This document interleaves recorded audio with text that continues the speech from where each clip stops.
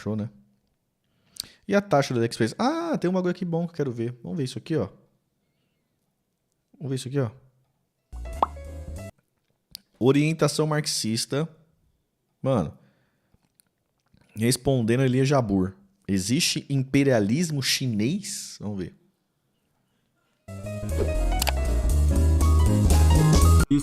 Estamos voltando com os reacts aqui no canal Orientação Marxista. E hoje nós vamos reagir ao... Existe o imperialismo chinês. Mano, nosso... tem um brother que passou o contato do Gustavo aí. Vamos chamar ele um dia pra mim aqui na live, trocar uma ideia com nós. Elias Jabbour, um videozinho já bastante antigo, né? Foi publicado aí um pouco mais de 2 anos atrás. Eu já recebi aqui no canal várias vezes recomendação aí dos inscritos para reagir a esse vídeo. E aqui no canal, assim, as coisas tardam e às vezes tardam até demais, mas nunca falham, tá? Uma hora vem. Então, hoje vai ser a reação a esse vídeo aqui do Elias Jabbour. E eu tenho, inclusive, uma razão muito grande para vocês darem o like no vídeo, seguir o canal, começar a acompanhar o canal Orientação Marxista, porque eu paguei todos os meus pecados. Eu vou ver esse vídeo agora pela 3ª vez. Meu Deus do céu, que tortura, mas vamos lá. Porque eu vi uma primeira, quando eu defini que ia fazer o react sobre ele, e hoje pela manhã eu gravei o react a esse vídeo, mas já tinha um tempo que eu não faço, acabei deixando meu microfone aqui no talo e o som saiu rachado. Então agora eu vou gravar pela 2ª vez, né? Mas vamos embora. Então, sem delongas, né? Vamos discutir muito aqui sobre o que é imperialismo, sobre o papel da China, tema que eu estou dedicado já há bastante tempo. Inclusive o instituto que eu trabalho, o IAESE, está para lançar aí um estudo de fôlego sobre a divisão internacional do trabalho a nível mundial. Nós temos uma base de dados com dezenas e dezenas das maiores empresas chinesas, mapeadas em séries históricas de mais de 20 anos, não só chinesas, mas de todos os outros principais países do mundo, para entender aí como é que está essa disputa global pela mais-valia, pelo trabalho excedente da classe trabalhadora, no interior da divisão internacional do trabalho, que assume a forma aí nesse último século de imperialismo, né? Como o Lenin desenvolveu, nós vamos falar um pouquinho sobre isso. Então, vai surgir muito esse tema aqui, e ele é importantíssimo porque tem que ver com todos nós, tá? Mas sem delongas, então, vamos ver aqui o que o nosso Elias Jabbour tem a dizer a respeito se existe ou não existe o imperialismo chinês. Vamos embora. Olá pessoal, tudo bem? Meu nome é Elias Jabbour e vamos apresentar mais episódios de Meia Noite de Pequim. Bora lá? Estamos na China, olha. O tema que nós vamos enfrentar aqui hoje, ele talvez seja o campeão de pedidos dos internautas quando o assunto é China. A grande questão que as pessoas têm pedido muito para se responder é se a China é um país imperialista ou não, etc, etc. Né? Não vou enfrentar conceitualmente, da forma devida, o conceito de imperialismo, até porque o tempo é muito curto, mas eu tento a dizer aqui para vocês. Em primeiro lugar, nunca algo foi tão dito e tão pouco estudado quanto o conceito de imperialismo. Isso eu concordo. Vamos ver se o nosso Elias Jabbour estudou. Eles são construções históricas. Isso significa que socialismo, capitalismo, desenvolvimento, imperialismo não são palavras de ordem, são conceitos historicamente construídos. Acho que esse é um ponto. O segundo ponto. Eu tenho que abrir um parênteses aqui. Foi mal, tá? Eu já vi outros vídeos aí do Elias Jabbour, já li alguns textos que ele escreveu a respeito da China, até que no período mais recente eu parei, porque né, ele na verdade é um propagandista do governo chinês, não é um estudioso da China, é um propagandista, tá? E uma coisinha que ele usa muito, esse negócio do historicamente constituído, né? É muito bonito, né? Hoje as pessoas quando escrevem artigos adoram colocar esse tipo de coisa, historicamente constituído. Se você tirar essa palavra dos textos, o significado não muda em nada, então ela é um mero enfeite. Mas normalmente ele quer dizer o seguinte, tá? E vocês vão ver que nesse vídeo não é o centro, mas vai aparecer isso um pouco. Ele já usou isso muitas vezes. O que ele quer dizer é mais ou menos o seguinte: você está analisando lá, se a China é capitalista, né? Nem por enquanto vamos deixar o imperialismo entre parênteses, se a China é capitalista, aí você olha, mostra, pô, isso aqui é um país onde é totalmente orientado para a produção de mercadorias, que é universal, por mediação do dinheiro, no interior das fábricas, com trabalho assalariado, acumulação de capital excedente, na forma da mais-valia, empresas que acumulam capital, exportam esse capital para o exterior, o capital é vendido no mercado aí de títulos de valores na forma de ações, de hipotecas de terreno, ou na forma de títulos de dívida. Tudo o que acontece, todas as relações típicas do capitalismo existente em vários lugares do mundo estão presentes na China. Mas o que vai dizer o nosso Elias Jabbour? Não, olha, ainda que funcione tudo dessa forma, ainda que tenha todas essas relações na China, você não pode usar os conceitos de capitalismo, de imperialismo, de mais-valia, de exploração para a China, né? Porque, afinal de contas, a China é uma sociedade milenar que desenvolveu sobre outras formas de organização social, sobre outra cultura. Você vai estar aplicando conceitos do nosso mundo capitalista, eurocêntrico, ocidental à China, né? Aí olha só que legal, de fato, né, a China não pode ser capitalista porque nós estamos proibidos de antemão aplicar essas categorias criadas no nosso mundo ocidental à China. Você só pode aplicar as que o Elias Jabbour cria, né? Ele vai pegar todas essas nações e vai dar um nome diferente, né? Palavras duras, hein? Aí vai surgir um monte de aberrações, assim, coisas do tipo economia do projetamento, né? Globalização institucionalizada. Fala, não, isso aqui não é dominação imperialista da China, é globalização institucionalizada. Aí você trocou o nome, resolveu o problema. Meu gente, por favor, né? Por favor. É verdade. Isso é tática petista, lulista, viu? Trocar o nome das coisas vai continuar do mesmo jeito. Que várias vezes nós cometemos um anacronismo histórico quando nós pegamos conceitos que refletem relações que existem, por exemplo, em determinada época, em determinado lugar, e não existem em outra época, em outro lugar, e transpomos uma coisa para o outro. Então, por exemplo, tem vários videozinhos aí na internet que vão discutir a evolução do PIB nos últimos 3.000 anos. Né? E aí mostra assim, o PIB da Grécia Antiga, o PIB do Império Romano, né? O PIB das tribos indígenas da América pré-colombiana. PIB privado? Não é porque o conceito de PIB surgiu... PIB privado ou PIB... no século XX, não é isso? PIB privado foi as maiores canalices já da história da política brasileira, fala a verdade, mano. PIB privado foi foda. O problema. A questão é que o PIB se baseia em relações sociais em que o conjunto das atividades humanas, da produção de riqueza, ela é de fato reduzida a uma unidade monetária, ao dinheiro, e assim ela é vendida e comprada. Ok? Relações que passam a dividir, estratificar o capital em vários setores, industrial, comercial, de serviços, com o Estado tendo uma dinâmica toda particular de arrecadar e de se ligar a esses mecanismos. Resumo da ópera, de maneiras que você consegue sim, ainda que eu tenha várias críticas ao cálculo do PIB, mas não é isso que está em questão aqui, mas o PIB depende então que essas relações existam para que essas relações possam ser medidas pelo PIB. Então, quando eu aplico o PIB a uma sociedade onde sequer a maioria da produção é monetarizada, é voltada para a troca, onde todos aqueles departamentos das 3 formas de calcular o PIB, da ótica da renda, da ótica da produção, sequer existem, não faz nenhum sentido. Né? Outra coisa, eu posso usar sim PIB, ainda que surgiu no século XX, para analisar certas sociedades do século XIX, porque todas aquelas relações que o PIB pressupõe para que o cálculo seja efetivado estão presentes naquela realidade, tá? Por mais que nem sempre eu tenha dados estatísticos suficientes para fazer isso de forma precisa, vai ter uma estimativa e tudo mais. Então veja que isso é uma coisa. Tá? Realmente eu não posso utilizar certos conceitos, certas categorias que refletem certas relações que existem em um contexto e não existem no outro. Agora ele quer dizer o seguinte, que todas essas relações típicas do capitalismo, né, do qual a China se incorporou, do qual ela se adentrou, do qual hoje ela faz parte, eu não posso usar para a China, porque ali a Jabu não deixa. Ele está defendendo a tese que a China é capitalista, né? Tá.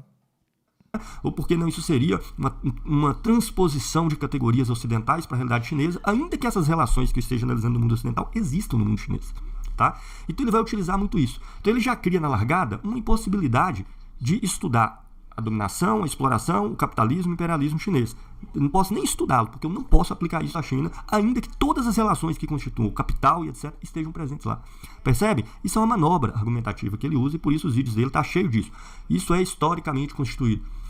Embora ele não seja pós-moderno, nesse caso ele tem uma base teórica pós-moderna, como se os conceitos fossem meras criações da nossa cabeça e não tivessem nada a ver, como faz o marxismo, com as relações efetivamente existentes, o qual elas podem traduzir bem ou mal. Tá? Então, se ele realmente acha que eu não posso aplicar capitalismo à China, então ele tem que mostrar que as relações sociais por meio do qual a riqueza é produzida, reproduzida e distribuída lá são outras. Ele tem que demonstrar isso, tá bom? Fora isso é blá, blá, blá, blá, blá. Essa discussão se trata diretamente da China, ela parte de um pressuposto muito ruim, que é submeter a política à economia. Quando, na verdade, nós somos observar da forma original, como Lenin desenvolve no seu livro de 1917, Imperialismo faz superior ao capitalismo. O livro não é de 1917 não, mas tudo bem. Primeiro, realmente, você subordinar, você fazer com que a política seja causada pela economia, de maneiras que, como se a economia explicasse todos os fenômenos políticos, é algo terrível, né? E houve um certo tipo de marxismo, né, que fez muito isso aí.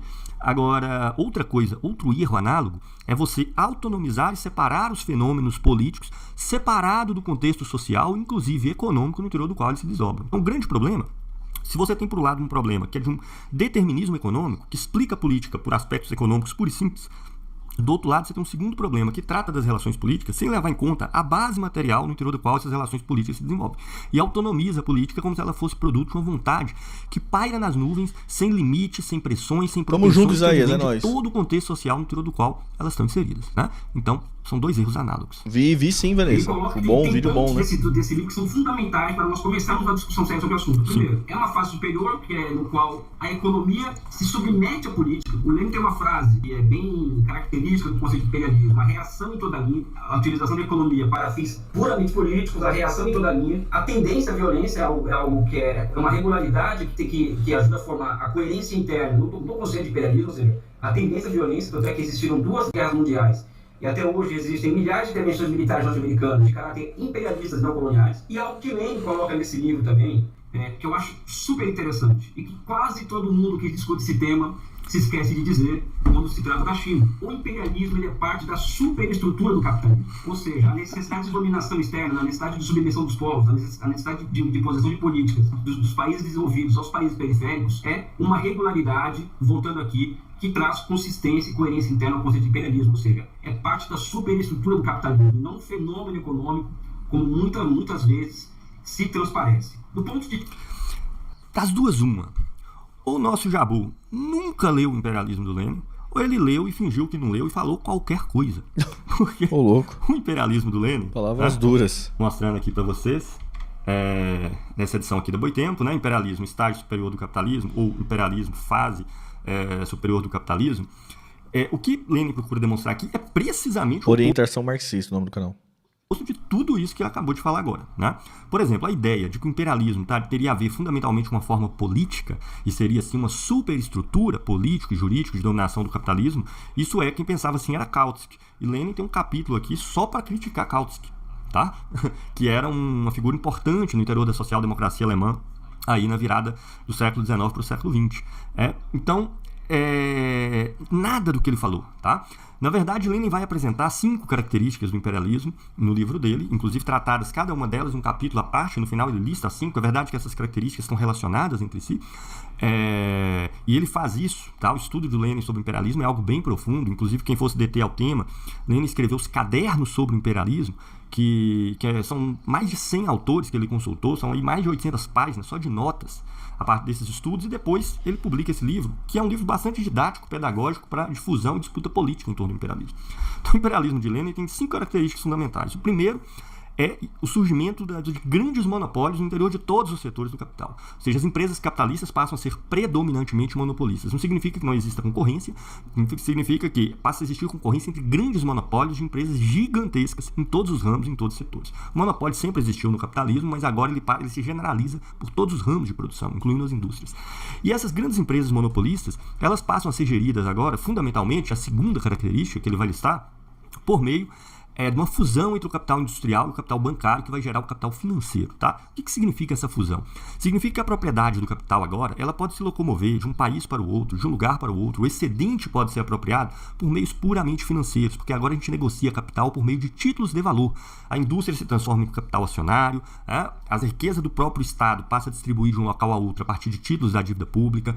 Os títulos da dívida passam a circular e ser vendidos mesmo antes da data de vencimento, recalculando os juros. A terra e a propriedade imobiliária por meio de hipotecas, tá? Então isso vai fazer dos capitalistas espécie de capitalistas genéricos que se separam do controle do processo de produção, né, imediato, e passam simplesmente a gerir os seus capitais abstratos, direcionando eles de um sistema lugar financeiro, a outro, tá? Em busca da maior valorização possível, inclusive de um país a outro. Então, a terceira característica, que então advém, né, está tudo encadeado, é que agora você pode extrair o excedente, por exemplo, de um país sem nem estar lá. De exportação de capital. Então passa a ter uma estrutura hierárquica no funcionamento do capital, porque ele passa a ser controlado por essas empresas monopolistas do capital financeiro, que conseguem agora, eu não preciso necessariamente ter uma colonização direta de um outro país e fazer tipo um pacto colonial, como aconteceu com o Brasil, com Portugal, onde uma parte da riqueza aqui do Brasil ia para Portugal, que era a metrópole. Agora não, eu posso colocar as empresas aqui dentro, né, fazer investimentos abstratos de capital, e pelo mero fluxo normal do mercado, esses dividendos eles vão para sedes, né, que são os excedentes, parte dos excedentes acumulados, vão para os países sedes. Eu posso, por vias meramente financeiras, na medida que o capitalismo se espalha para o mundo inteiro, eu posso fazer empréstimos públicos de um país a outro, por exemplo, mediado por instituições financeiras internacionais, e pegar o excedente da produção desse país por mediação do Estado e transferir de um país a outro. Então, esses 3 aspectos que o Lenin desenvolve, o capital monopolista, o surgimento do capital financeiro, que cria uma estrutura hierárquica no interior do processo de produção e reprodução do capital, permite criar uma disputa global dos capitais, uma hierarquia entre os países, tá? Que agora obtém excedentes a partir da exportação de capital. Tá bom? Então é isso que Lenin vai discutir aqui. Veja se isso tem alguma coisa a ver com o domínio do econômico pelo político. É o que Lenin está questionando o livro inteiro. Ou do imperialismo como sendo a superestrutura política do capitalismo. Ideia jamais defendida por Lenin em lugar algum e questionada por ele no livro inteiro. Então, o nosso Elias Jabbour, além de criar os seus próprios conceitos, que são só nomes diferentes para os mesmos tipos de relação, para falar que a China não é imperialista, não é capitalista, e aí você cria um outro nome, né? Porque o conceito é historicamente constituído. Além de fazer isso, ele ainda pega os que já existem e bota qualquer conteúdo no lugar, né? Tirado da cartola, para dizer que ele está aqui levando em conta a noção do imperialismo de Lenin. Leiam o livro, tá? Não precisam acreditar em mim. De vista da formação social, acho que é um outro elemento que eu acredito que seja fundamental quando se trata de entender a China. A China se desenvolve ao longo de 2 grandes vales férteis, que é o Vale do Rio Yangtze e o Vale do Rio Amarelo. E esses vales, eles são vales férteis, então existem 2 características, tem muita água e muita terra. Então o trabalho necessário para a reprodução material das famílias camponesas, por exemplo, era muito menor do que outros lugares do mundo. Existe um capítulo do Capital em que Marx trabalha com essa questão do trabalho necessário e excedente em diferentes pontos do globo. Na China, o trabalho necessário para a sua reprodução era muito menor do que em outros lugares, onde as relações entre ser humano e natureza não eram as melhores, como por exemplo no Mediterrâneo Oriental. E a China, a partir dessas relações de homem e natureza, também vão surgindo corpos filosóficos e ideológicos que são... Tamo junto, Lucas. Por exemplo, confucionismo e taoísmo, elas são ideologias, elas são filosofias. E também ideologias, eu acho, têm características tolerantes e civilizatórias. Em grande medida, a política externa chinesa, ela corresponde, vamos dizer assim, a uma expressão externa dessa filosofia, ou seja, desse corpo filosófico que pauta o horizonte espiritual do povo chinês. Então, se nós fizermos uma comparação com os Estados Unidos, aonde, para lá, migrou toda essa ideologia que nasce no Mediterrâneo Oriental, ou seja, onde as relações entre ser humano e natureza eram muito ruins, muito impróprias à sua reprodução, era uma relação que pretendia o embrutecimento das pessoas, né? E de lá saem essas ideologias, como disse no Manifesto, Nova Canaã, ou seja, e os Estados Unidos eles são um lugar do mundo onde essa ideologia encontrou lugar, assim, para a sua reprodução e transformação em ideologia, ou seja, é só compararmos o discurso de Biden, o discurso de Xi Jinping na última Assembleia Geral da ONU, para se perceber isso que eu estou dizendo aqui. A China... Meu Deus. Eu não entendi o que ele está falando. Prestem atenção no que ele acabou de fazer. Eu não entendi, não. Preste atenção no que ele acabou de fazer. Ele está dizendo o seguinte, tá? Vamos traduzir isso aqui para a língua clara e cristalina, né? Que aí já não precisa gaguejar, como ele está fazendo, que é tão maluca as ideias que ele está sustentando. E por que é maluca? Porque a China está fazendo, grosso modo, a mesma coisa, né, do que faz Estados Unidos, Inglaterra, França e etc. Ou seja, o capital dela cresceu de maneira significativa, as empresas sediadas na China, com seu controle comercial, com a sua propriedade privada misturada com propriedade de Estado, mas empresas voltadas para acumulação, e ela começa agora a exportar capital para o mundo inteiro, tá? Seja por via de empréstimos, por meio das grandes instituições bancárias chinesas, que tem um banco só para isso na China, tá? Seja instalando as empresas chinesas no exterior e por aí vai. Fazer a mesma coisa, só que no caso da China, ela faz isso pelo bem. A exportação do capital para pegar o excedente do trabalho externo para... Eu não sei, me parece que é um assunto totalmente pacificado. Se você, se debruçar um pouquinho e observar qualquer tipo de relação, você vai, mano. E assim, é o único juízo que você pode diferenciar entre o imperialismo que a China exerce e que os Estados Unidos exercem, né? Ou que a Europa exerceu. É a questão moral mesmo, né, mano? Que é menos violento, né, velho? A China me parece o império menos violento, né? Tudo indica tal, né? Violento no sentido bélico, né? Mas que, com certeza tava explorando a outra galera, coisa do tipo, a mais-valia de outra galera, isso é fato, né, velho? Não me parece ser novidade pra ninguém, né? Sei lá. Para ela, do bem. Por quê? Porque a história da China é uma história de um país muito fértil, de um país que sempre acostumou a ter fartos excedentes, de uma história de um povo muito solidário, enquanto nos outros países que não tinha toda aquela riqueza natural, aquela agricultura tão produtiva como na China, que era baseado numa maior brutalização e tudo mais, essas pessoas querem exportar o capital para o mal. Então olha só que legal. Todo o capital que a China exporta, ainda que seja a mesma relação social que os Estados Unidos, ela exporta pelo bem geral da humanidade. Pela solidariedade, enquanto nos outros casos é para ganhar dinheiro, é para acumular, é para explorar e etc. Baixo lá, né, gente? Sério que dá para levar isso minimamente a sério?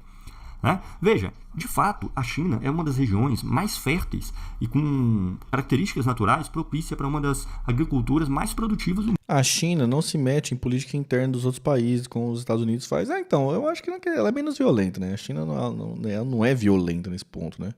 Mas o cerne da coisa, né? Continua o mesmo, né? A exploração da mais-valia alheia, né? É isso. Existe esse papo, né? Mundo.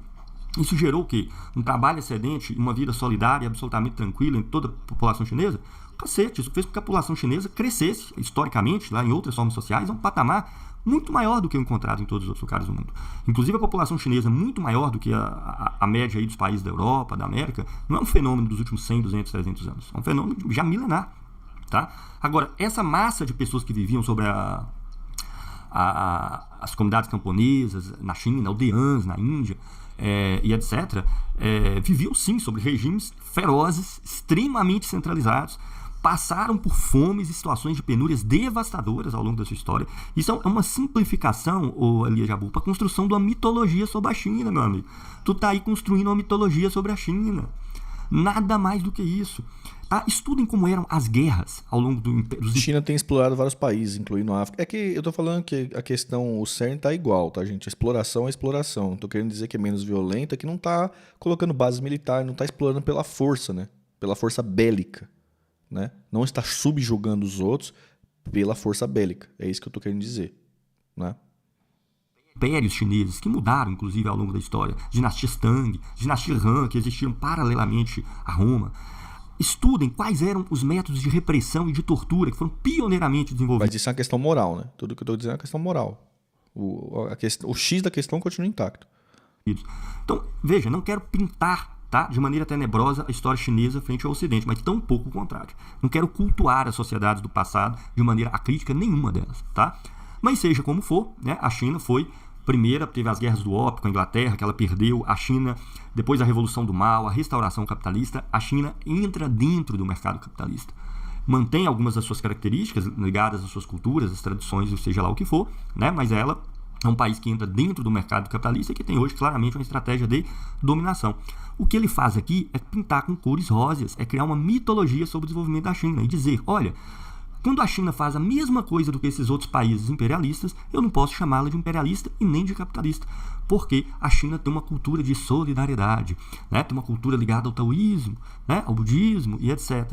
E ela fazendo as mesmas coisas, eu tenho que ter apreciações radicalmente diferentes. Que legal, que legal. Então, realmente, a China tem base militar chinesa na Argentina? Porque, sabia não, isso é notícia nova para mim. Se fala em construir um mundo de destino compartilhado, os americanos falam em retomar sua liderança e os americanos, segundo o Biden disse na maneira geral, vão liderar o mundo a uma nova época. Enfim, essa coisa toda da excepcionalidade norte-americana. Essa questão da China imperialista... É curioso que ele está falando o vídeo inteiro de uma espécie de uma excepcionalidade com relação à China, né? Ele critica o discurso que os Estados Unidos cria a respeito da sua excepcionalidade, para justificar uma posição dominante no mundo, mas ele está aqui o tempo inteiro falando de uma excepcionalidade com relação à China. Tem base militar chinesa na Argentina? Digo que a China, após a crise de 2008, ela acaba se transformando no maior credor líquido do mundo. Ou seja, a China ela foi que acabou... E só um detalhe, tá? Só um detalhe. É claro que o discurso externo da China é diferente do discurso externo dos Estados Unidos. O discurso externo dos Estados Unidos é aquele de quem já domina economicamente o mundo, de quem já tem áreas de influência estabelecidas, de quem já tem as suas... Base militar na Base militar da China na Argentina. Base da China na Argentina vira alvo do governo Milei. Gazeta do Povo. Com pressão dos Estados Unidos. Assinei. Misteriosa base que a China está construindo na Patagônia, Argentina. Protagonizado pela China, o mais novo capítulo de corrida espacial internacional se desenrola em um dos pontos mais remotos da América do Sul, a Patagônia Argentina. Depois de um polêmico acordo com o país sul-americano, o gigante asiático está construindo sua terceira e mais moderna estação interplanetária e a primeira fora de seu próprio território, em Paraje, no Quintuco, na província de Nanquém, no coração da região. A base é parte do Programa Nacional da China de Exploração da Lua e Marte. A chamada Estação Espacial Distante deve começar a operar no final de 2016, de acordo com o cronograma espacial. Que eu saiba é uma base que fica na Patagônia, salvo engano, mas ela tem caráter científico. O Chris falou aí. A Argentina vindo aí. A Argentina vindo aí.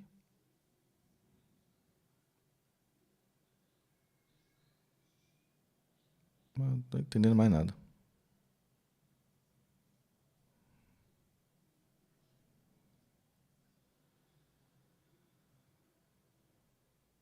Uma possível base chinesa na Ussura, Pequim, Clave. Sei lá, cara. Principais empresas espalhadas por todos os países do mundo, basta ver qualquer grande empresa dos Estados Unidos, ou ela está presente no Brasil, ou seus produtos estão presentes no Brasil. Então, o discurso dos Estados Unidos é de reafirmação da sua dominação e da sua posição de liderança. Ora, a China vai falar do mundo pluripolar, não do mundo... Caráter científico, confia. Que é foda, né, Carlos? Tipo assim, o jeito que você falou, parecia que é um fato mesmo. Pô, tem uma base militar e tal, aí, pô... É diferente você falar que tem uma base militar, é diferente você falar, mano, tem uma base científica que tá disfarçada de militar, coisa assim, é diferente, né? Eu não duvido de você de que a base científica da manhã, mano, pra ser uma base militar 2 palitos, eu não desconfio disso não, coisa e tal. É o foda do jeito que passa a informação, tá ligado? O jeito que você passou a informação no primeiro momento, parecia que é fato, tem uma base militar lá, tá ligado? Tem uma base militar, todo mundo sabe, só pesquisa no Google aí que é fato, né? Tipo, é foda. Mas eu entendo, não, você tem um ponto, tá ligado? Você tem um ponto. Do mundo polar e etc. Por quê? Porque ela quer entrar na jogada, porque ela está batalhando para entrar na jogada, porque ela é uma potência que está emergindo e está entrando na disputa do capital a nível mundial, né? Então, para ela contrapor quem comanda a porra toda, ela tem que criticar esse comando e defender um comando plural, né? Substituindo o Banco Mundial, o FMI, como um acreedor, vamos dizer assim, dos países periféricos do mundo inteiro, né? Por exemplo, entre 2010 e 2020, a China investiu fora, né, 1,374 trilhão de dólares. E aqui eu já coloco aqui mais uma consideração. A presente forma histórica com a qual o imperialismo se apresenta ao mundo, além das guerras, como a questão da Líbia, a questão do Iraque, do Afeganistão, ou seja, não se vê a China se metendo em guerras fora do seu território. Isso é algo raro. A China só foi uma potência expansionista quando ela foi dominada por potências estrangeiras, dinastias estrangeiras como Manchus ou mongóis, e a China também tem relatos de ela ter aparecido na África e na América antes dos europeus vieram aqui fazer comércio e não dominar. A China, ela se transforma numa... Adoro, né? Vieram aqui fazer comércio e não dominar. É claro que vieram aqui fazer comércio é foda. Remetendo aí a certas anedotas históricas que eu nem vou entrar aqui. Vieram aqui fazer de fato, comércio. A China não teve sua origem numa expansão nesse sentido de dominação imperialista, não, porque ela é um império, né? Ela conseguiu unificar o seu país, incluindo vários povos diferentes dentro deles, né? Vieram aqui fazer negócios. A população ali do Alto do Himalaia. Tá tirando, né, velho? O que eles acham, né? Dentro da China você tem várias línguas, você tem vários povos que foram unificados dentro do império. A construção da China é uma construção imperial. É brincadeira, né? O Jabu. Não, claro, mas eu não posso julgar a China com esses critérios. Aí tirou a favela. Né? Aí tirou a favela. Ainda que seja um processo de mesma natureza que esteja acontecendo, né? Eu não posso explicar esses nomes, eu esqueci. Afinal de contas, são conceitos historicamente constituídos, né? E no conceito historicamente constituído, eu só posso usar as categorias criadas pelo Jabu, né? Como é que é a economia do projetamento, né? Essas coisas aí. No maior vieram fazer negócio.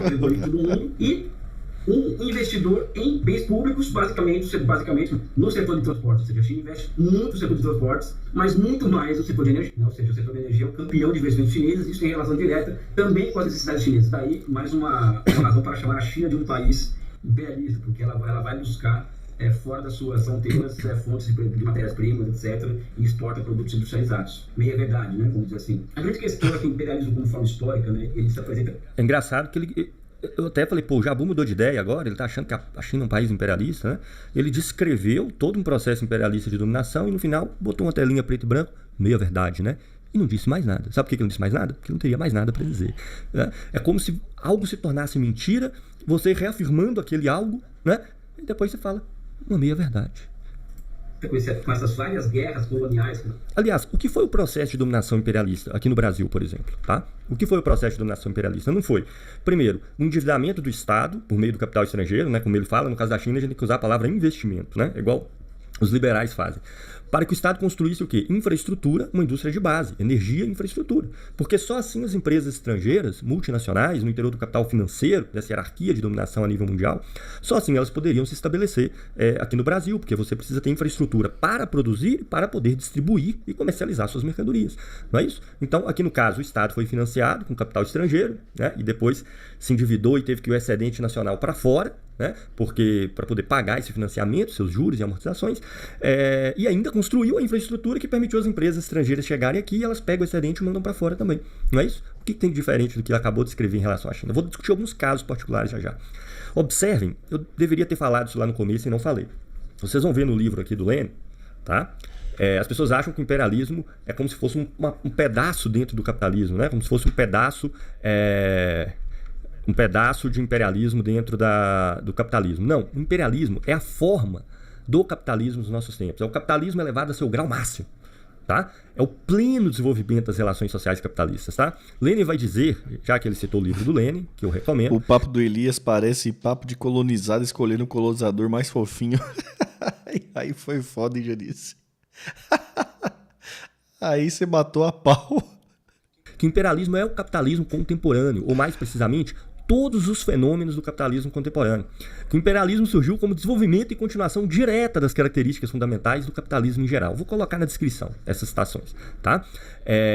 Que, portanto, o imperialismo não é uma superestrutura política, é o capitalismo elevado ao seu grau máximo, a um desenvolvimento tão pleno a nível mundial que agora os países podem dominar uns aos outros sem precisar recorrer a uma dominação política direta, mas usando ou recorre à dominação política quando necessário, mas via de regra ele usa mecanismos puramente de mercado, exportando... Já falamos já no começo da live, foi o segundo vídeo, Lucas. Tá? Terceira característica do imperialismo, aqui que Lenin vai descrever um capítulo à parte, é exatamente a exportação de capital. E a partir dessa tríade, monopólio, capital financeiro e exportação de capital, ele discute nos 2 itens seguintes a partilha do mundo entre as potências capitalistas. Tá? Que agora não precisa necessariamente de um pacto colonial como na época de Portugal e Espanha dominando a América Latina. Tá bom? Esse adendo aqui era importante. Aí reflitam isso a respeito do que ele está descrevendo da China aqui. Os americanos, eles impetram o mundo e que se multiplicaram após a década de 90, ou seja, quando acaba a Guerra Fria, aumenta absurdamente o número de guerras que os americanos eles impõem ao mundo, ao mesmo tempo em que existe um padrão de acumulação que os americanos eles exportam ao mundo. Nós vamos perceber que o imperialismo é a superestrutura do capitalismo, a superestrutura do capitalismo hoje é a financiarização dos americanos. É a superestrutura do capitalismo, segundo o Jabbour, né? Os europeus, quando eles vão à periferia, eles vão via suas agências como o Banco Mundial e o FMI oferecer empréstimos condicionalizados, significa que os países que recebem esses empréstimos, eles têm que seguir uma orientação de privatizar, abrir conta de capitais, desregulamentar mercado de trabalho, enfim, uma cartilha, vamos dizer assim, ultraliberalizante que os países têm que seguir para receber a chamada ajuda das agências internacionais, né? E acho que a principal ponto a se destacar é essa necessidade de abertura de conta de capitais, ou seja, o que torna o mundo muito estável, por quê? Porque os países acabam ficando vulneráveis a ataques especulativos, né? E é interessante que a abertura da conta de capitais é uma das condições impostas pelo FMI, o Banco Mundial, para conceder empréstimos ao mundo. Afora também o desmonte de estruturas produtivas, ou seja, teve países que, por exemplo, como no caso do Moçambique, é muito clássico, teve que abrir mão da sua indústria de processamento de caju nos anos 90 para poder receber investimentos do FMI, ou seja, o FMI e o Banco Mundial acabam que reconstituindo como expressão da financiarização e como expressão também do imperialismo, como superestrutura do capitalismo, uma nova ordem, uma nova divisão internacional do trabalho. O Jabbour tá metendo louco mesmo. Ele tá metendo louco, velho. A China não empresta, ela doa infraestrutura pra África de bom coração, sem pedir nada entrar, não. Tá metendo louco, né? Não. Tá metendo louco, não. Me ajuda a te ajudar aí, né, Jabbour? Porra. Qual é, mané? Como diz o carioca, qual é, mané? 2 questões aqui, rapidinho, tá? Muito curiosas. A primeira delas é a seguinte.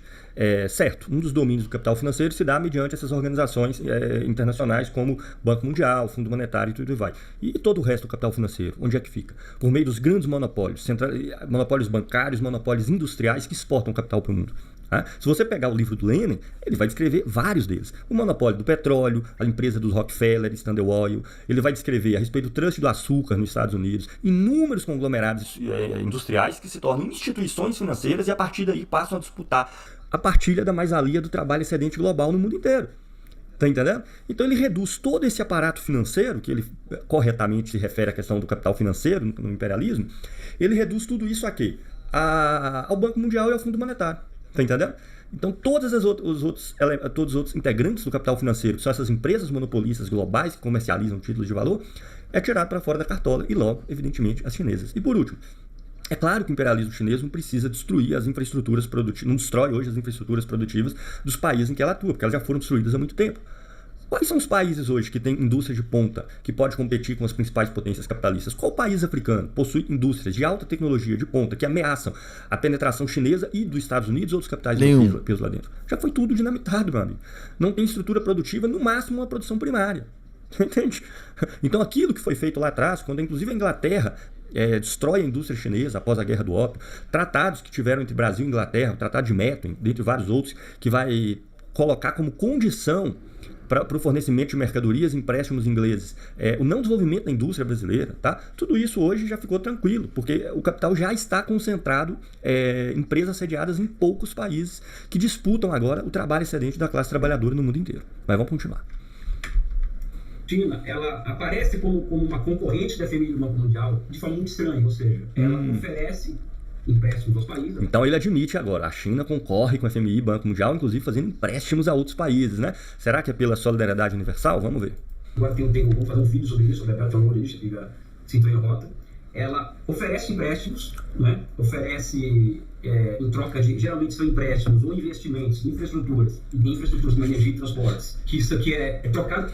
Eu adoro essa troca de palavras dele para a China, né? Ele sempre se corrige. Ele só trocou a palavra mesmo. Ela faz investimento. Quem faz empréstimo é só o Estado. Só trocou a palavra mesmo.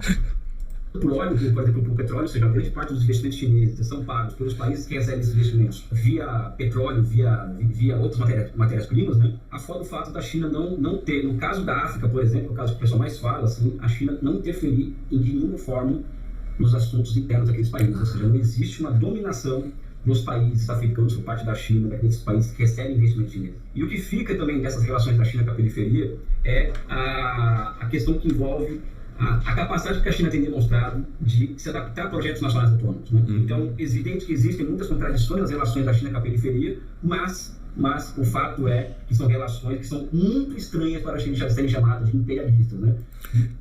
Veja que ele admite as relações da China com a periferia. Apesar disso, a China não faz uma disputa imperialista, tá?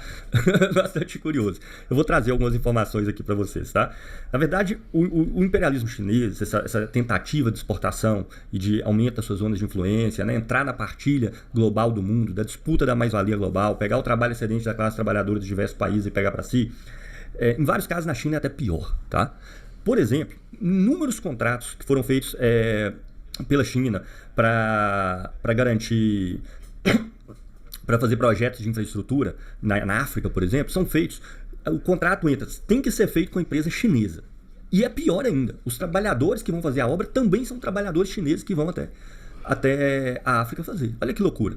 Quando vem uma empresa estrangeira aqui para o Brasil, né, suponhamos a Volks da Alemanha ou a Apple dos Estados Unidos, que nem está aqui direito, mas nem está aqui, né, a Volks. O capital é todo de propriedade de uma empresa alemã. Tá? Mas uma parte dessa riqueza fica no Brasil, né? Por quê? Uma parte que é do salário dos trabalhadores da Volks, que vão consumir a riqueza aqui, e uma parte de impostos também, que são pagos ao Estado brasileiro, ainda que depois, de fato, esses impostos acabam retornando, né, para o exterior, por meio ou para o capital brasileiro, no caso a dívida interna, né, e tudo mais. No caso da China, não. Ela empresta, depois o país vai ter que pagar não só o empréstimo, mas os juros em torno disso, ou seja, uma parte do excedente do país vai para a China, mas ainda é uma empresa chinesa que faz e são trabalhadores chineses que vão lá fazer. Percebe? No máximo, aqueles trabalhos mais degradantes e maçantes, eles contratam a mão de obra local com grau de opressão e níveis de remuneração, assim, terríveis. Tem um canal de uma figura de Moçambique, depois eu vou lembrar o nome do canal, vou até fazer um react, canal muito bom, que expõe várias dessas coisas que vem acontecendo na África com o capital chinês. Olha só que maravilha. E é curioso que quando você faz empréstimos, né, o que você faz se o empréstimo não for pago? Percebe? O simples fato de você ter essa relação econômica já te dá uma interferência política imediata, como acontece e vem acontecendo sistematicamente na relação da China com os países africanos. Correto? Por exemplo, no Sri Lanka, que não conseguiu pagar empréstimos que foram pegos com o governo chinês para obras de infraestrutura feitas pelas empresas chinesas, a China pegou a concessão, o arrendamento do porto no Sri Lanka por 100 anos. Ou melhor, 100 anos não, foram 99, eles foram bons, chegaram no século. Ou seja, o porto, olha só, foram dados empréstimos para a construção do porto pela China no Sri Lanka. O Sri Lanka não conseguiu pagar os empréstimos com juros e tudo mais. E esse porto passou para o controle direto da China, foi arrendado por 99 anos. Pelo fato de eles não estarem conseguindo pagar os empréstimos. Olha só que legal. Não é? Como é que os chineses são gente boa? Que acabou. Solidários. Também tem um fato aqui que eu acho que é um acordo histórico, o acordo de 25 anos que a China faz com o Irã. Ou seja, um acordo de mais de 200 bilhões de dólares de investimentos chineses no Irã em troca de petróleo. E quais que são esses 200 bilhões de dólares de investimento? Então, basicamente, trens de alta velocidade, o metrô de Teherã e também a instalação de milhares de unidades produtivas no país. Ou seja, o Irã vai encontrar uma possibilidade de se industrializar a partir desse acordo que envolve troca de investimentos, indústria por óleo. E esse... Não tô te entendendo, Jabu. Não é isso o que foi feito por Estados Unidos, França, Alemanha, Japão, com o restante do mundo? Qual que é a diferença? Né? O que os países como o Irã ou como o Brasil pode fazer a não ser fornecer produto agropecuário, minério e petróleo? Né? Produtos de baixo valor agregado, tecnologias menos intensas, que exigem mão de obra menos qualificada na média, né? E que são trocados por produtos industrializados ou são financiados com empréstimos estrangeiros, que você vai ter que pagar com juros e tudo mais, para que as empresas estrangeiras venham aqui explorar o trabalho daqui e puxar o seu excedente. Qual que é a diferença em relação ao que a China está fazendo no Irã? Ou você vai me dizer que a China está cedendo a sua tecnologia para que sejam criadas empresas iranianas? Aí eu admitiria que seria uma diferença. Aí não. Né? Então os chineses tinham que ceder a sua tecnologia e falar assim, não, vocês do Irã vão construir a sua própria indústria, vão gerir o seu próprio capital, vão ficar com todo o excedente que for produzido no próprio Irã para financiar o desenvolvimento do Irã. Não, ela está fazendo empréstimos em troca de produtos primários, tá? Que depois o país não vai nem ter condição de se desenvolver para além disso, porque ele vai ter que pagar os juros disso aí, e para usar essa infraestrutura vêm as empresas chinesas que vai puxar o excedente desses mesmos trabalhadores iranianos. É essa exportação de capital que Lenin descreve aqui minuciosamente. É esse o imperialismo que caracteriza o capitalismo de nossa época. O imperialismo não é um pedaço do capitalismo, nem a superestrutura política do capitalismo. O imperialismo é o capitalismo que nós vivemos, tá? E passa a ter agora uma hierarquia de dominação entre os países que concentram as empresas monopolistas financeiras. Esse papo aqui tá meio duro pro Jabur, viu, mano? Queria falar nada não, mas tá meio osso pra ele esse papo aí. Consegue extrair o excedente do capital do mundo inteiro fácil, para si. Não é isso que a China está fazendo? Você acabou de descrever. Esse acordo com o Irã ele é tão paradigmático porque ele inverte totalmente os termos de troca tradicionais de periferia. Então acho que esse é um acordo a ser estudado por todos nós que queremos entender essa coisa toda que chamam a China de imperialista, etc. E existem estudos, por exemplo, que tratam dessas questões também. Tem o Debunking David Bradcliffe, né, que é um estudo feito em que se desmonta esse discurso de que a China está montando uma armadilha de dívida para os países pobres para poder dominá-los economicamente. E tem um artigo da professora Débora, um artigo sensacional chamado Uma Visão Crítica da Diplomacia Chinesa da Armadilha da Dívida. A Ascensão de um Meme. Ela pega país por país da África para demonstrar que a China é de longe ainda o país com as quais esses países menos devem, ou seja, ela desmente abertamente essa história de que existe uma armadilha da dívida em relação da China e que a China impõe aos países da periferia. Sério mesmo? Não me diga. Gente, olha só, a China está entrando, é uma potência capitalista emergente, ela está entrando nessa disputa mundial com os capitais agora, nos últimos 10 anos. É evidente que países que se endividaram com as instituições financeiras internacionais, que se endividaram com os Estados Unidos, com o Japão, com a Alemanha, mediado ou não por essas instituições durante séculos, né, vão ter um grau de endividamento médio com esses países maior do que com a China. Isso aí eu concordo. Tá? A China que está entrando nessa disputa agora, do ponto de vista da disputa mundial dos capitais, da exportação de capital, tá? Ela está longe de estar próxima a superar os Estados Unidos, mas ela começa a fazer um movimento, inclusive com expressões militares. Quem está financiando a guerra da Ucrânia, do ponto de vista da Rússia, por exemplo? Não tem guerra, não tem conflito, não tem dominação. Vocês acham que a Rússia teria invadido a Ucrânia se a China? Acham mesmo? Hoje a China é o comprador das mercadorias russas e é quem fornece todo o subsídio para a indústria de armamento russa, todos os insumos para a indústria de armamento russa, tá? A China tem, inclusive, em Djibouti, que é um país que está ali num local estratégico, porque o Canal do Suez é um dos principais veios de circulação de mercadorias hoje no mundo. Está ali perto do Canal do Suez, né, que evita que você tenha que se passar por baixo ali da África, por exemplo, para ir da Ásia para a costa do Atlântico dos Estados Unidos ou para a América. Hoje ela tem lá a sua primeira instalação militar ultramarina. Primeira base chinesa, um exército chinês em plena África, situado ao lado do Canal de Suez, ao lado de outros dos Estados Unidos, da Itália, da França também, tá? A China, ela então, evidentemente, desse ponto de vista da expansão militar, ela tem um movimento ascendente, está começando a despontar esses conflitos por todos os lados, mas ela não tem as posições e zonas de influência que o imperialismo liderado pelos Estados Unidos acumulou ao longo de mais de um século. Isso é verdade. Isso é verdade. Ela está disputando esse processo. Tá? E cada vez mais, os estudos que eu faço pelo IAESO, o instituto que eu trabalho, eu me deparo com empresas aqui no Brasil cujas ações majoritárias são de controle do capital chinês. Tá? Indústria de infraestrutura em São Paulo, por exemplo, para fornecimento de água e tudo, hoje é uma indústria, a maioria de capital chinês. Recentemente achou uma mineradora em Congonhas, aqui do lado, que a maioria do capital é chinês. Tá? Às vezes com participação acionária majoritária, às vezes com minoritária, ela começa a expandir, começa a ter cada vez mais impacto. Isso beneficia de vários aspectos, como o seu mercado interno e outros aspectos que nós vamos discutir em outros momentos aqui no canal. Mas então é evidente que os países africanos, na sua maior parte, ainda tem um grau de endividamento maior que outros países, porque esse é um processo que está se desenvolvendo.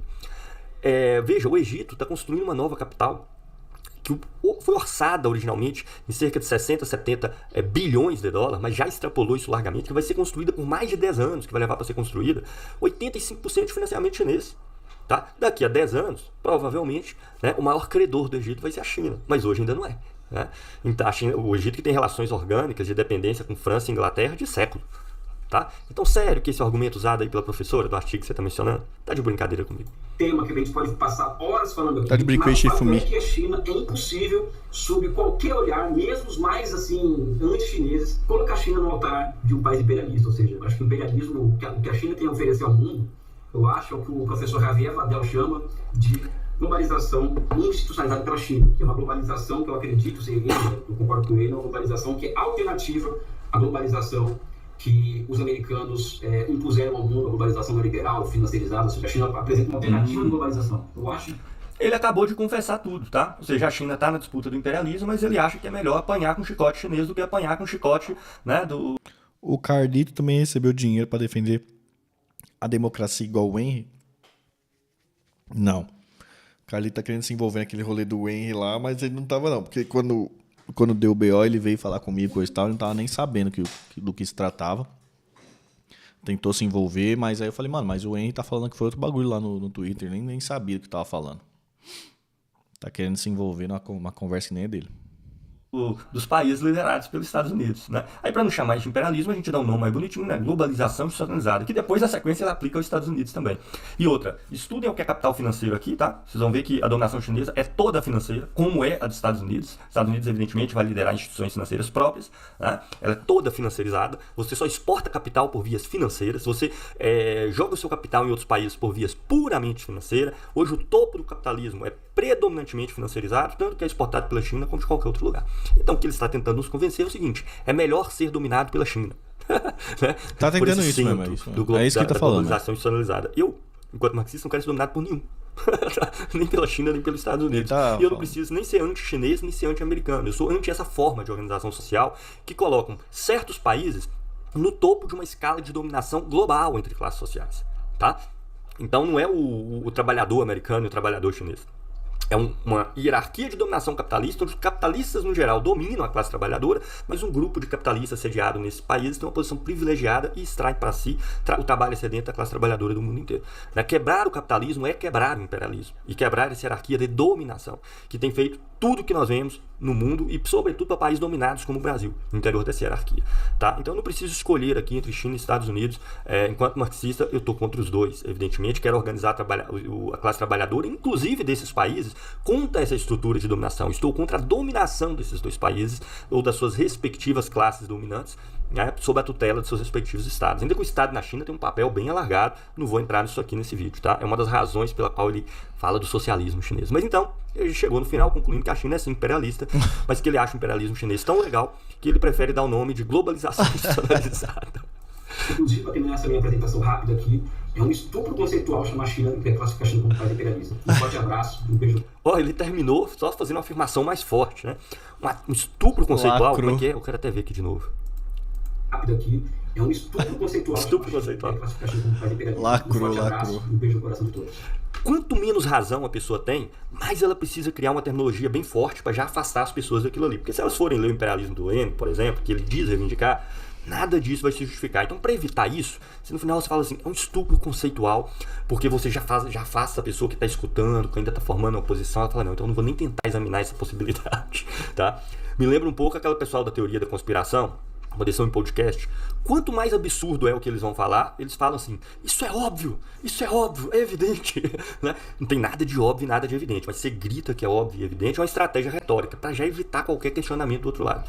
E aí no final, quando ele vai dar, né, o fechamento do argumento dele, o que ele argumenta? Nada. Ele só usa uma expressão muito forte. Golpe de efeito. Tá bom? Me desculpa, viu, gente? Eu sei que o Jabu é um cara aí admirado aí na internet por muitas pessoas. Né? Até tem umas partezinhas interessantes daquela discussão dele com liberais, só algumas, né? Mas, na boa, ele não é um especialista na China. Me desculpa, não é. Ele é um propagandista da China, tá? Um mero propagandista da China. Palavras duras, hein? E que não tem conteúdo nenhum. Palavras duras. Tem armadilhas retóricas, como essa armadilha retórica do conceito historicamente constituído, né? Então não interessa se na China funciona o capitalismo, todas as características de outro lugar, eu não posso usar esse termo, tá? Porque é eurocentrismo e etc. E ele cria conceitos. E esses conceitos que ele cria só para dar um outro nome para aplicar. Porra, palavras duras, velho. Isso é doido. Ô, eu tô igual o Harry Potter aqui, gente, que eu me arranhei dormindo, velho. Por isso que eu tô nesse meta Harry Potter aqui, ó. A China ao que os Estados Unidos faz, as características típicas do capitalismo para dar um nome diferente do que acontece na China, e justificado. Se vocês analisarem de conteúdo, ele não usou um só argumento para justificar que a China não é imperialista. No fundo, o que ele disse é: o imperialismo chinês, na minha opinião, é o imperialismo do bem. Né? Pela solidariedade dos chineses, pela estrutura social chinesa, o imperialismo do bem. Eu prefiro escolher o imperialismo chinês ou o imperialismo liderado pelos Estados Unidos. Eu, enquanto marxista, eu acredito em um dos dois. Eu acredito na organização da classe trabalhadora e na autoemancipação da classe trabalhadora, por mais trabalho que dê construir essa via. É a única que realmente conduz a uma solução. É a ela que eu dedico o meu esforço e um pedaço da minha vida e a nenhuma outra. Eu não escolho entre dois capatazes, tá? Eu não escolho quem vai me chicotear. Tá? Posso até ser chicoteado, porque nasci nessa sociedade e não tem como evitar. Tá. Mas não vou escolher por nenhum deles, tá bom? Quem quiser escolher, escolham aí entre Estados Unidos e China, beleza? Fico por aqui, até o próximo vídeo. Toma essa chicotada aí, precisa de ser trouxa. Palavras duras, hein, mano? Quem quer tomar chicotada aí? Palavras duras. E aí, o que você acha desse debate? Deixa aí nos comentários, mano. Mano, palavras duras aí. Pensa nas palavras duras aí. Dureza. Tu dorme num travesseiro de arame também? Não, mano. Minha esposa, ela ficou na casa da minha sogra essa noite, que ela tava meio doente, tá ligado? E hoje é o dia que eu ia gravar o programa aqui, né? O pequeno concerto no quarto. Aí o dia que eu vou gravar o programa, ela vai trabalhar na casa da mãe dela, né? Aí como ela tava lá ontem, ela falou: já vou ficar aqui, meu bem, vou dormir aqui. Aí eu tava dormindo sozinho, aí você fica meio perdido na cama sozinho, né? Costume, mano. Aí eu fui virar pra abraçar o travesseiro, assim, coisa e tal. Aquela, plau, aí bati minha mão na própria cara, assim, tá ligado, mano? E foi esse alastro aqui, velho. Falei, caralho. Tua esposa é corintiana, Tamir? Não, ela é palmeirense. F. Corinthians perdeu ontem, já sabe, né? Corinthians perdeu ontem, eu tava liberado pra dar. Tava liberado, só que ela foi dormir lá na casa da mãe dela, né? Aí já era. Dureza. Cenas lastimáveis. Cenas duras. Mano, tá rolando essa parada aqui, ó. Ó, essa parada aqui, ó. Tem essa entrevista do Ciro amanhã, né? Não tem? Tem essa entrevista do Ciro.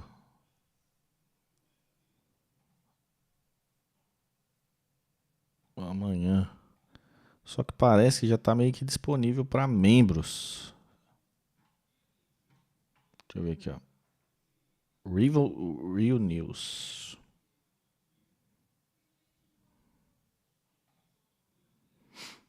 Só vai liberar amanhã, né?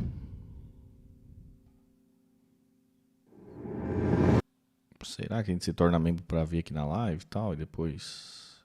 E solta o corte amanhã? Só quem tá ao vivo aqui vê? Será? Ou espera pra amanhã? Espera amanhã? Quando que é o membro? Cadê membro, doido?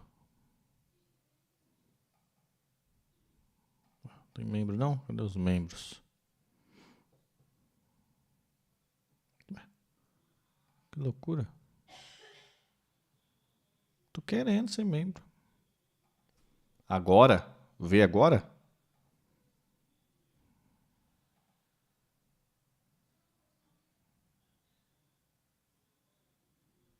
Mas cadê os membros? Aqui, membros. Aí, tá disponível para os membros.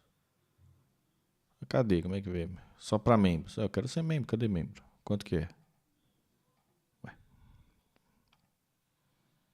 Cadê, meu filho? Como é que faz para ser membro?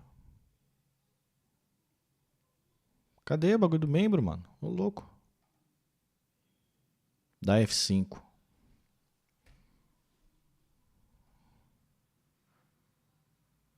O bagulho, mano, simplesmente barrado no baile, velho. Você tá proibido de ser membro. Não quero membro do Tamir. Pois é, cara. Tá piadas duras. Pois é.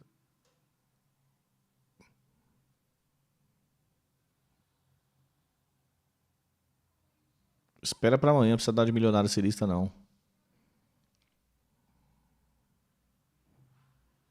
O bagulho simplesmente não permite, né, mano, que você seja membro.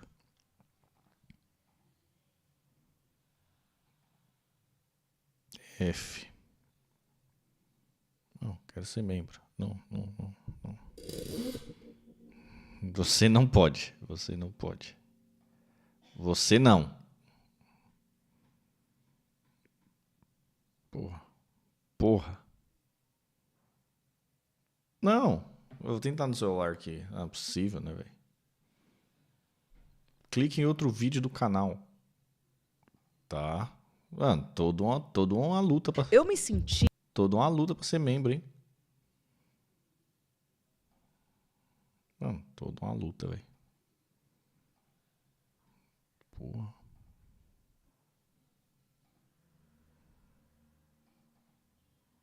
Quanto é o membro? Tô tentando descobrir, mas... Não. Não pode.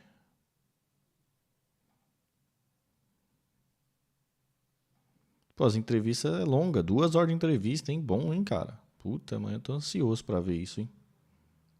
Você não é membro? Não, porque é só pra membros, ó. Conteúdo só pra membro. Eu quero ser membro, meu filho. Porra, deixa eu ver no celular. Rivo News. Essa aula de orientação marxista, ele é top. Rivo News. Que diabo é Rivo News? Você.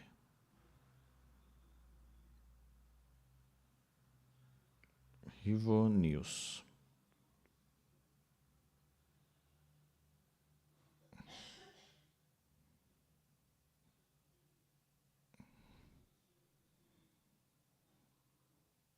Porra, simplesmente não tem o botão de ser membro. Conheça mais sobre o podcast e tal.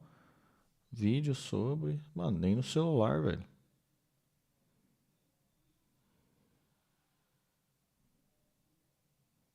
Caraca, velho. Rivotril mais News. Mano. Não tô tancando isso, velho. Não tô tancando isso não, mano. Não, alguma coisa errada não tá certo, não é possível, velho.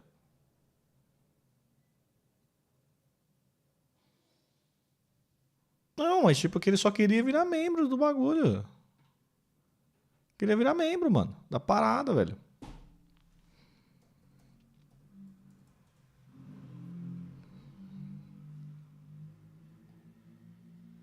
Caraca, bicho.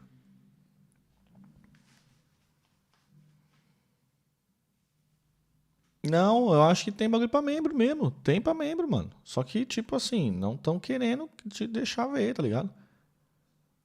Algum bug, velho. Algum bug. Bugs duros. Seja membro aqui, ó. Tal. Cliquei, ser membro. Comunidade. Ler mais. Links. Link na bio. Que bio, doido?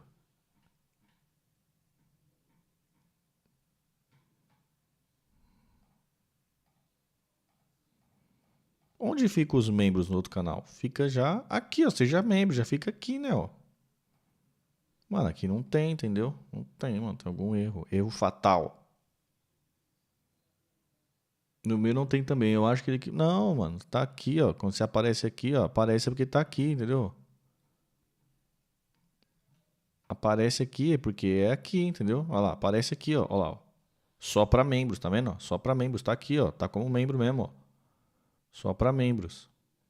Só que não tem bagulho de opção aqui, ó. Não deixaram a opção de ser membro. Não, não é isso não. Não é isso não. Porque anunciaram, mano. Anunciaram aqui, ó. Ó. Anunciaram.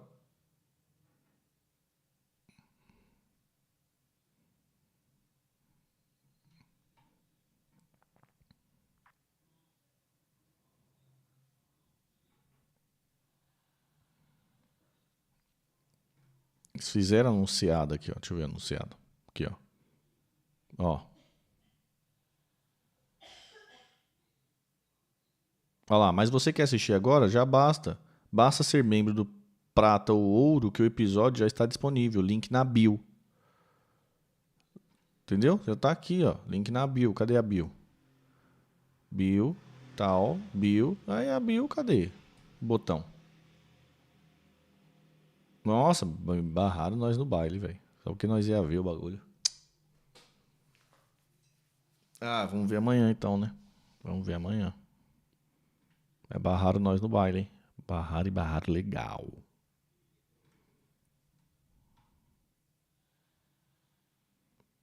Alguém no chat com a bala, confere lá, pô. Não, já foram no chat lá ver, né? E falaram que também não tá rolando lá pra eles, né?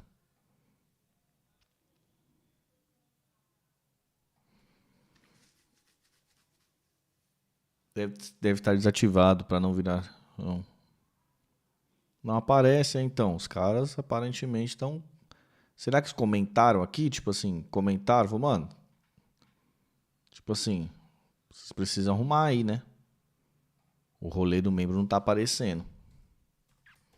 Não está aparecendo o botão para se tornar membro. Abraços. Dá uma avisada, né? Deve ser algum vacilo lá, né? Deve ser algum vacilo lá. Então, fomos barrados no baile, mano. Assista ao Talks. Cadê o Talks?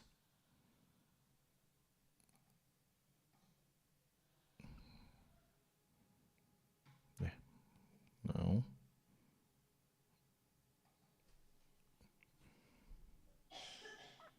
Pô, o Ciro também fala pra você, não. Mano, na moral. Não, dá o papo mesmo, né, mano? O Ciro dá entrevista e, mano, vários canais NA não cola aqui, mas nem a pau, né, velho? O cara não cola aqui, mas nem a pau, né, velho? Não tem reza braba que faz o cara colar também. O cara caga pra nós, né, velho? Na moral. Mas é uma estacionaria de palhaço, velho.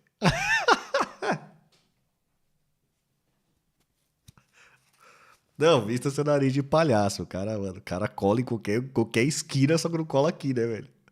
É foda. Tá bom. Tá bom. Não, o cara cola em qualquer canal, o cara faz a curva, o cara cola. Aqui esquece, né, mano? Não tem santo que faça o cara colar aqui, não tem santo, né, velho? Mas tá bom. Não vou reclamar, não. Não vou reclamar, não, né? Fazer o quê? Mas tá aí.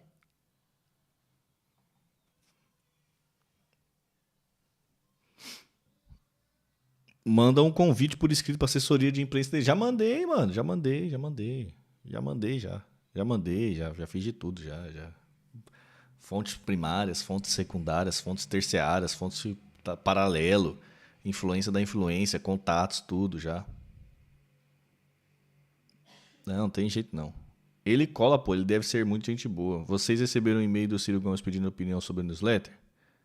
Não. Ah, recebi. Capaz dele ir no Nando Moura antes de ir aí. Ele deve ter confundido com o Fernando Holliday. Não me confunde não, cara. Você é doido. Ele sabe quem eu sou. Ele dois sabe, pô. O dia que ele tava no Space lá do em Engatu, ele mandou um salve também, lembra?